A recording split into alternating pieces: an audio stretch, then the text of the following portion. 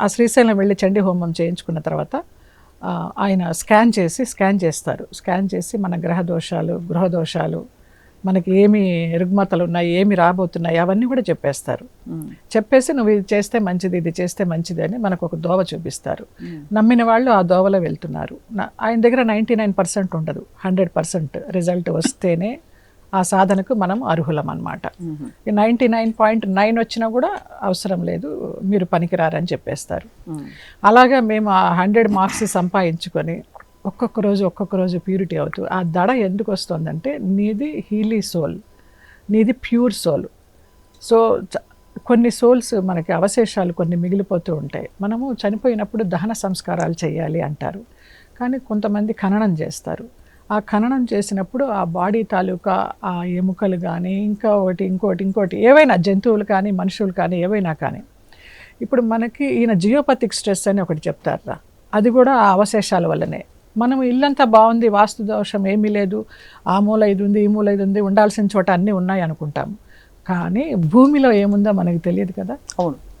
దానివల్ల ఆ geopathic stress మనకి అనారోగ్యాలు కానీ, ఫైనాన్షియల్గా బాగలేకపోవడం కానీ, ఫ్యామిలీ రిలేషన్స్ విడిపోవడం కానీ, ఇలాంటివన్నీ ఆ జియోపతిక్ స్ట్రెస్ వల్ల. వీటన్నిటికీ ఆ సంభాల సాధనలు ఉన్నాయి. అది మన ఒంటికి ఎలాగ ఇది ఉందో మన ఇంటికి ఆ జియోపతి ఒక శ్రీచక్రాన్ని పెట్టి ఒక పిరమిడ్ లాంటి దానిలో ఏ మూల బాగాలేదో నాకు ఇల్లు స్కాన్ చేసి చెప్పారు, నీ 3 బెడ్రూమ్లు బాగలేవని. అప్పటి నుంచి బెడ్రూమ్లో పడుకోవడానికి భయం నాకు, హాల్లో పక్కేసుకొని పడుకునేదాన్ని. ఎప్పుడైతే ఆయన స్కాన్ చేసి ఈ మూల బాగలేదు ఇక్కడ పెట్టుకో ఈ యంత్రం అని ఆయన వచ్చి యంత్రం పెట్టి వెళ్ళారో ఆ రోజు నుంచి బెడ్రూమ్లో హాయిగా ప్రశాంతంగా పడుకుంటున్నారు. అసలు ఏమి ఇంత ఇన్సెక్యూరిటీ లేదు, హాయిగా నిద్రపోతున్నా, టైంకి నిద్రపోతున్నా, టైంకి లేస్తున్నా, ఈ సాధనలన్నీ చేసుకుంటున్నాను. అది ఒక సాధనం, చాలా గొప్ప సాధనం అన్నమాట.